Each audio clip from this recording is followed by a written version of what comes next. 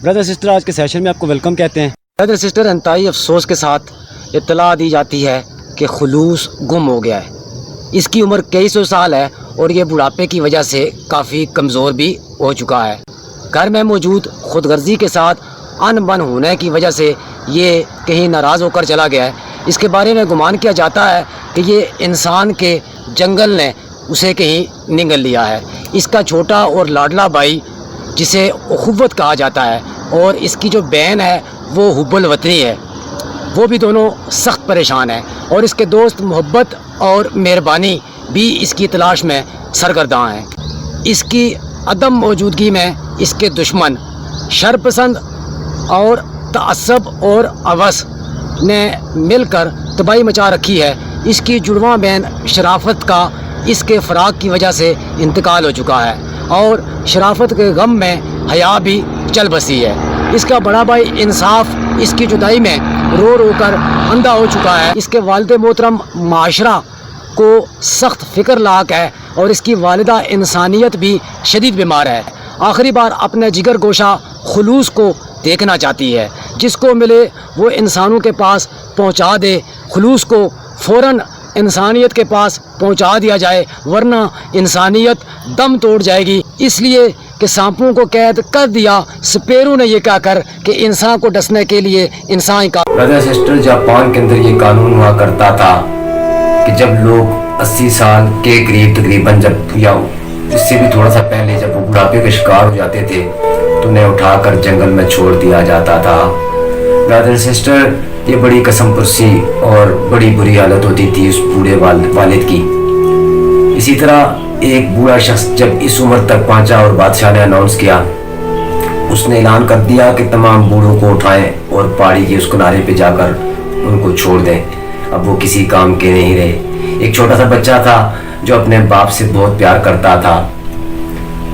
जब वो अपने बाप के बारे में उसने ऐलान सुना तो उसने अपने बाप को अपने कंधे पे बिठाया। अपने कंधे पे बिठाने के बाद उसे एक पहाड़ी की तरफ लेकर चल निकला। जब वो बच्चा अपने बाप को कंधे पे उठाकर पहाड़ी की तरफ लेकर जा रहा था, रास्ते के अंदर एक जगह पहुंचने के बाद उसके बाप ने कहा कि बेटा, इस दरख्त के कुछ पत्ते और कुछ टहनियाँ मेरे हवाले कर दो। बाप का ये कहना था कि बच्चे ने वो कुछ टहनियाँ और कुछ पत्ते तोड़े। बाप ने उन्हें अपने हाथ पे ले लिया। बच्चे ने अपने बाप को दोबारा से कंधे पे उठाया और उस पहाड़ी की तरफ चल निकला। जब वो पहाड़ी के ऊपर पहुंचा, अब बाप को जब अकेले छोड़ दिया तो बच्चा परेशान हो गया। जब बच्चा वापस घर रवाना होने के लिए बाप से इजाज़त तलब की तो बाप ने कहा कि बेटा, बहुत देर हो चुकी है, शायद हो सकता है तुम जाते हुए रास्ता भूल जाओ। मैं तुम्हें एक निशानी साथ लेके आया था, ये मेरी निशानी हाथ पे रख लो, ये तुम्हारा रास्ता तुम्हें भटकने नहीं देगी। वो निशानी ये है कि ये पत्ते एक स्पेशल, एक ख़ास दरख्त के हैं और ये तुम्हारे रास्ते में सिर्फ चंद ही जगहों पे आएंगे।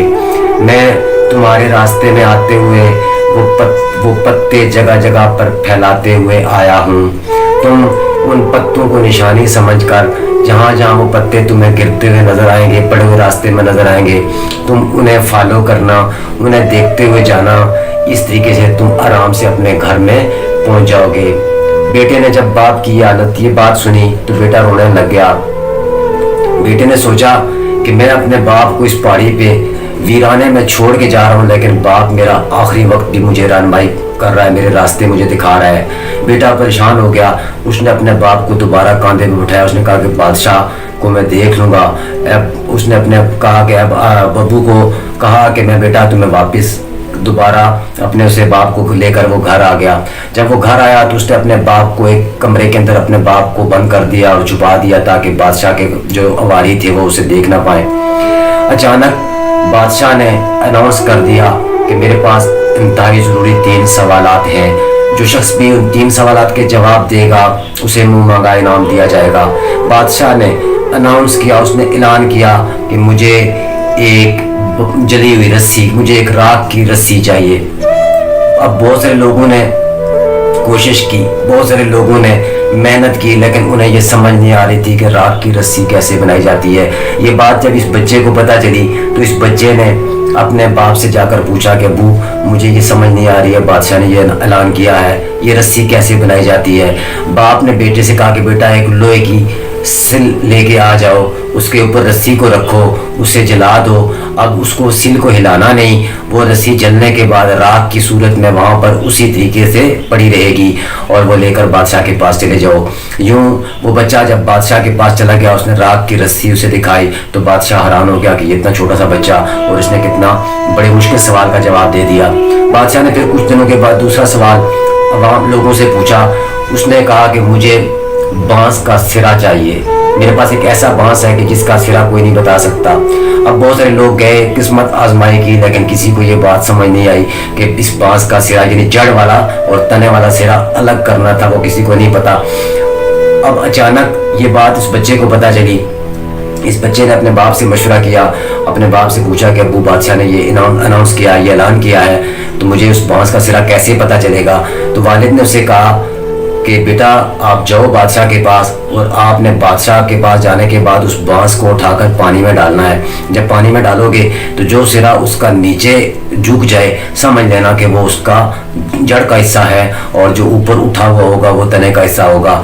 उसने ऐसा ही किया।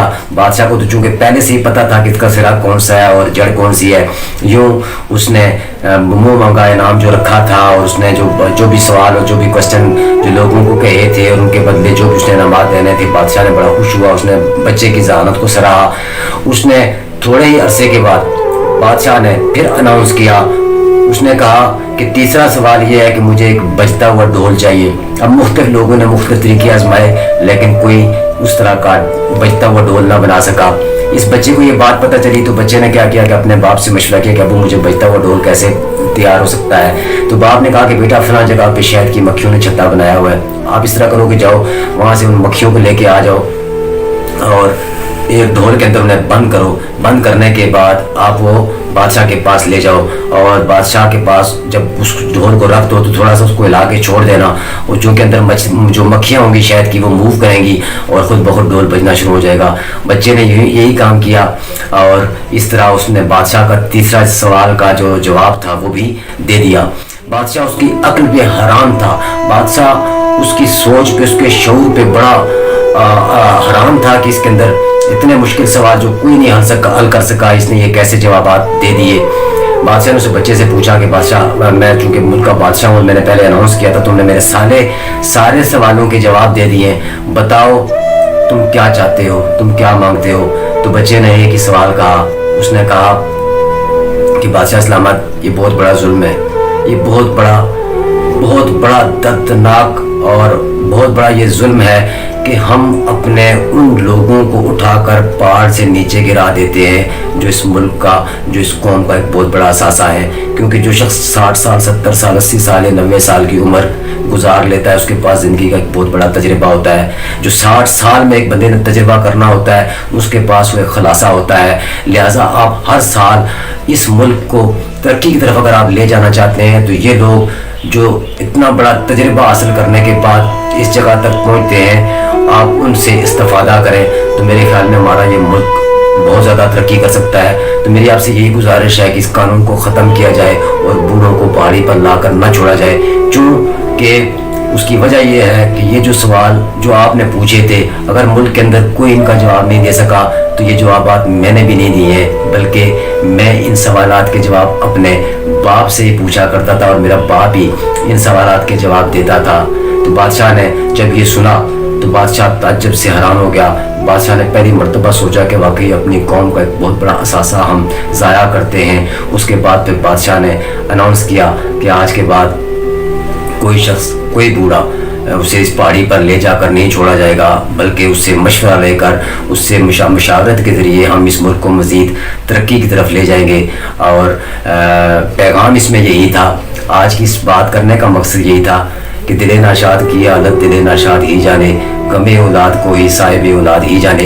बाप को या माँ को या उन लोगों को जिनकी औलाद होती है उनको तो उनकी औलाद का दुख का पता होता है, लेकिन आज के हमारे माशरे में भी तालीम के साथ सख्त तरबियत की ज़रूरत है। क्यों कि डिग्रियाँ, तालीम, एजुकेशन, नॉलेज ये सब अपनी जगह, लेकिन इसके साथ इंतहाई तरबियत की ज़रूरत है। क्योंकि तरबियत नहीं है, ठीक है, तो फिर सब कुछ बेकार है। तमन्ना है कि रोशन हो तेरी दुनिया तेरी महफिल, तमन्ना है कि रोशन हो तेरी दुनिया तेरी महफिल, उजाला मिल सके तुमको तो हम घर भी जला देंगे। थैंक यू वेरी मच, बहुत शुक्रिया, अल्लाह हाफिज़।